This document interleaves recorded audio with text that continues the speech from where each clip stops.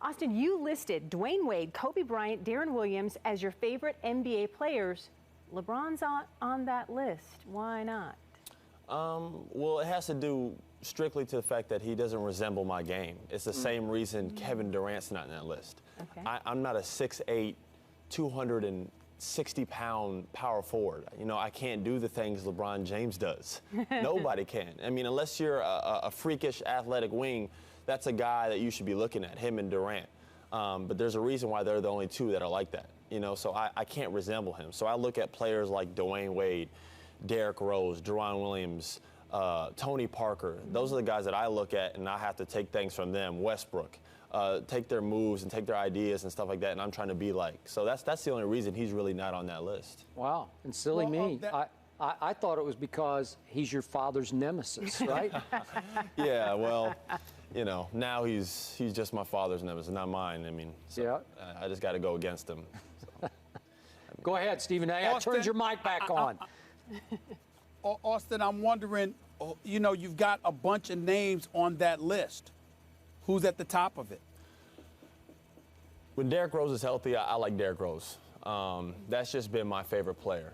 Especially, I mean, he can score. He gets his teammates involved. You see, I mean, Luol Deng was an all-star last year. I think he is the best scoring guard that can make his teammates better at the same time. You look at the players around him that play better. I mean, look how much better Noah is with Derrick Rose, how much better Luol Deng is, the whole Kyle Korver. They all just play so much better. You see how big of an impact he has when he got hurt, and that's why he was the most valuable player in the league. It's because he's the most valuable to the Bulls, and I think that's the best point guard in the league. Interesting. So back if Derrick Rose, yes, if Derrick Rose were healthy, do you believe that the Miami Heat would be world champions today, or do you believe that the Chicago Bulls would have knocked them off? I think the Chicago Bulls would have tested them. I mean, you saw the Pacers test the Heat. So it just kind of makes you think what would happen if Derrick Rose and that team were ready to go. I think the Heat would have definitely been tested. Do I think they would have beat the Heat? No. I think LeBron James has asserted himself as the best player in the National Basketball League.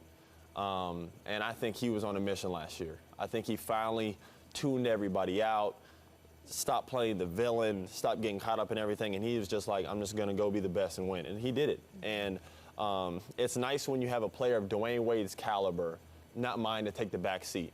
And when you have unselfish players like that, they're going to be even harder to beat this year. Okay, so now you say all bets are off. LeBron has broken through. You see him winning 3, 4, 5 championships, 6, 7 championships? Well, I hope not. Yeah. I hope not. But he has that. It's on him. I mean, I think he's that good. There's players that come into this league every once in a while that have talent, and there's players that come to this league even farther than that are that good, and I think he's that good. He has a chance to win multiple rings, especially with the team they even had this year. Now they have Ray Allen. I mean, what do? You have the best shooter of all time, arguably, with him and Reggie Miller.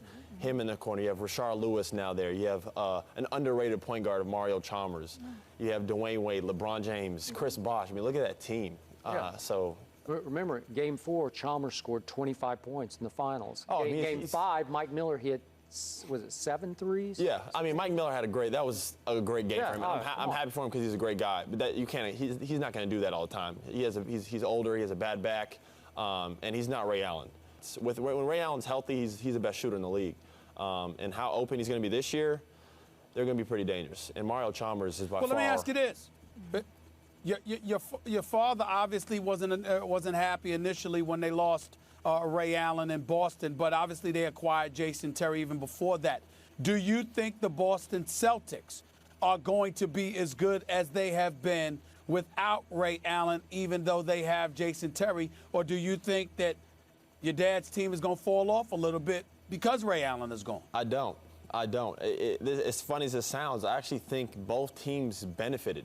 I think the Heat got a lot better, obviously, because now the floor space with Ray Allen. And I think the Celtics got better because, first off, you know, Ray was a huge part. It was disappointing to leave. He was part of that whole championship and that whole build up to the Celtics again. But now you have a better defender of Courtney Lee. who's a great on-the-ball defender and someone who's going to add to the great defense the Celtics play already. And then you have Jason Terry, who's instant offense, something the Celtics need when you have older players like KG and Paul Pierce that get hurt. So when you have guys that are going to be inconsistent, not due to how good they are, but how old they are and fatigue of a long season, you have guys that can come in and give you instant offense. I think both teams got better. Okay, and Rondo and Ray, in the end, just didn't get along. They just didn't click, I don't think. Yeah. And I think they were able to do it to a certain level. They won a championship, but they both had disagreements. And I think, if anything, just clears the drama, just clears everything.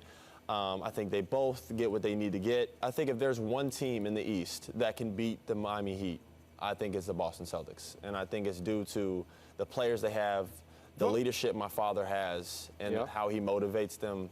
I just think, and the veteran players, I think they're the only team that can do it. And you I will tell you this. I will tell you this. I don't believe they're beating Miami, but I do believe they're the only team in the East that has a shot to beat Miami. They had them 3-2, Stephen A. They were down. Miami Heat were down 3-2, and they dropped that game. Yes, LeBron James had an unbelievable game, but hold on, young fella. Hold on, youngster. Hold on, young fella. Here's the deal. Here's the deal. You're absolutely right. But you had them 3-2. LeBron walked in there, did what he did.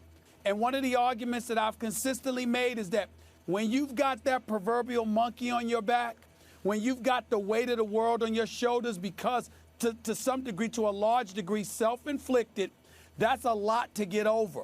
I think that what we've seen from LeBron only scratches the surface of what we are on the verge of seeing now that he doesn't have to worry about being a champion any longer.